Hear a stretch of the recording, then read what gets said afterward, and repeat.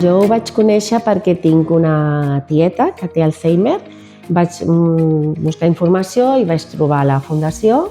Vaig venir directament perquè soc d'aquí del barri i em van atendre, em van agafar les dades i de seguida es van ficar en contacte amb mi i vaig entrar en un grup de suport per a familiars. Doncs ella li van diagnosticar l'Alzheimer i viu aquí, a Barcelona, es va quedar viuda i l'ajudo una mica amb la compra, té un gosset, estem allà parlant, veiem la tele.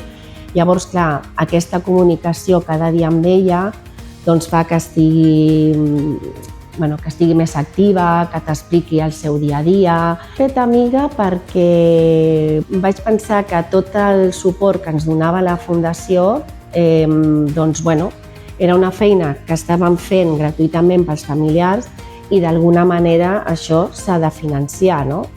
Doncs jo animaria a tothom que es faci amic d'Alzheimer Catalunya Fundació perquè és una manera d'ajudar a fer totes les activitats que es fan, els grups de suport, i per mi és una manera de contribuir i agrair tota la feina que fan.